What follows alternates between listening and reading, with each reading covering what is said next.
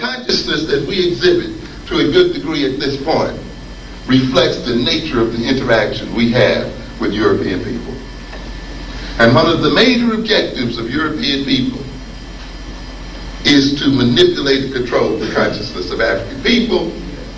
And through their manipulation and control of the consciousness of African people, divert that power, which ordinarily would be the power of African consciousness, to their own use, and increase their prosperity and power thereby. The relationship then of the European man to the African man, to a good extent, is a relationship of Count Dracula to his victim. To suck the blood of African consciousness to maintain their own life. This is what it's about.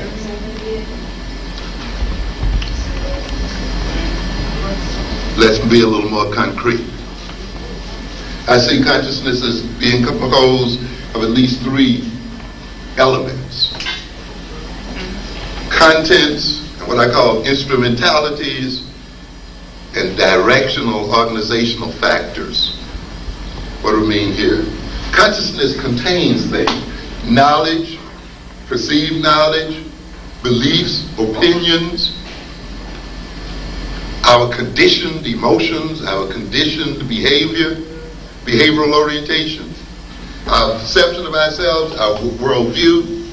Consciousness also has in it our unconscious drives and motives. We are driven by things we're not even aware of. That's a part of our consciousness and the moods we are in. Consciousness also contains what I call the methods of information processing. See, it's not enough just to have knowledge and facts and beliefs and have them exist in your mind. That's sort of a static type of thing. You also now must find some way of using the contents of your mind. And you put them to use by processing them through using the instrumentalities of reasoning and thinking. You think about what you know.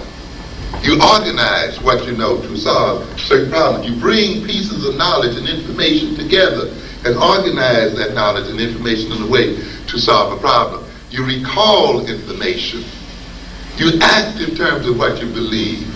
You use logic, critical analysis, deductive reasoning, inductive reasoning. All of these are means by which we work on knowledge and information and work on our perception of the world as we see it. Analogical thinking, conceptual thinking. We look at events that are going on in the world and we abstract a rule. But every time this happens, that happens. And we can even put it in an equation of some kind. X plus y leads to this, or x squared plus this, which can describe phenomena that occurs in the real world. It means we have abstracted from what we see in the world a rule, you see, and set of rules. We infer from what we see about things we do not see. We look at the implications of things. We use what? Intuition and so forth. All of these are the instrumentalities of consciousness, are the means by which consciousness operates on what it knows, what it remembers, what it perceives, what it even does not know, in order to achieve certain ends at certain points. The instrumentalities of consciousness express what we know and believe and so forth. So our personal skills, our intellectual skills, and academic skills are the means by which we use the knowledge and memory and all the other things we have. Our occupational skills, skills at learning and remembering. The other aspect of consciousness is what we call the directional aspect. It's not enough just to have the skills to process information. You see, and to organize it. You got to organize it for a reason, to achieve a particular point, to satisfy some value, some wish, or some need.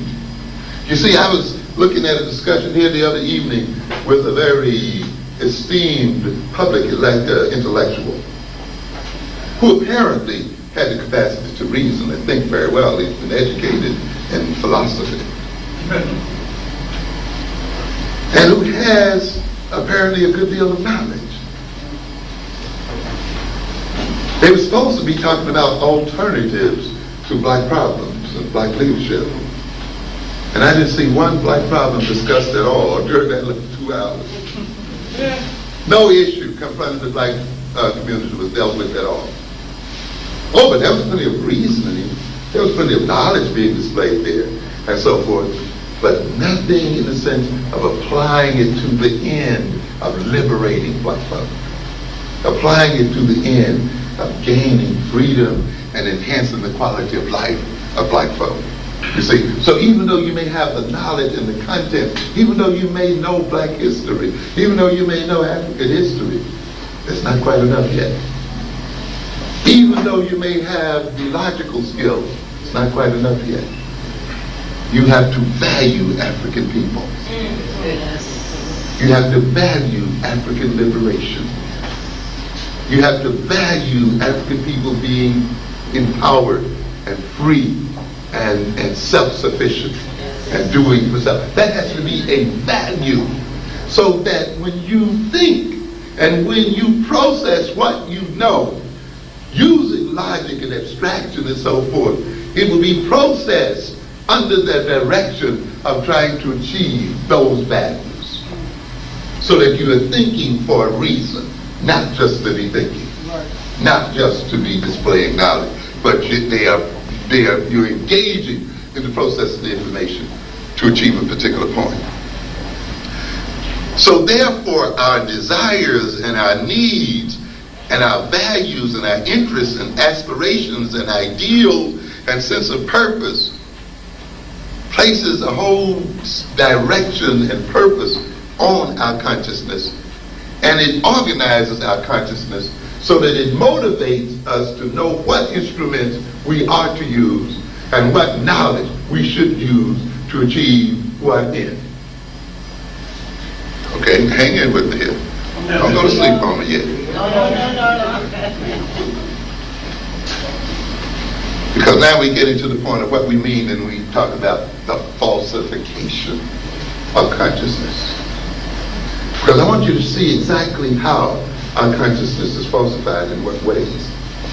Now you can see those 3 levels: content, instrumentality, the capacity to process information, to process the content of our minds, and what? Values. You see, when you decide, men, that you're going to get rid of the white man as a power in our lives, and that's a very valuable goal for you. You know, it's a very valuable goal.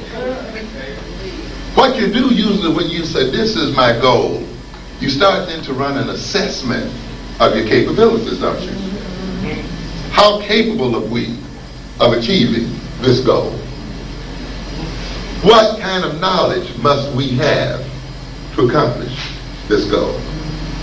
What kind of information must we gather and make a part of our minds and the store of our knowledge in order to accomplish this goal? This is our goal.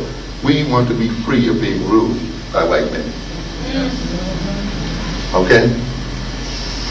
Now once you kind of get that together, what kind of mental skills must be developed in order for us to use this knowledge and information to accomplish this end? Do we think abstractly enough? Because these people are very abstract thinkers. Do we think analytically enough? Because their hallmark is analytical thinking, isn't it? Do we think conceptually enough? Because we got to do what? We got to outsmart them. We got to outthink them. You see? And when we look at ourselves and say, well, our thinking skills are not what they should be and not up to that task, then we recognize we got to go to thinking school, haven't we?